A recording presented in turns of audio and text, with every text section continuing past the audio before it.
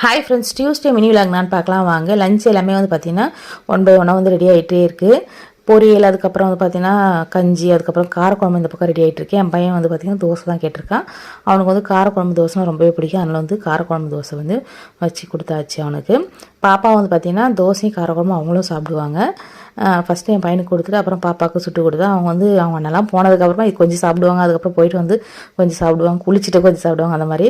அப்புறம் மேலே போயிட்டு வந்து பார்த்திங்கன்னா டிசம்பர் கொஞ்சம் நல்லாவே பூத்துருக்கு. பாப்பாவுக்கு கட்டி வைக்கலாம்னு சொல்லிட்டு பறிச்சுட்டு வந்தேன்.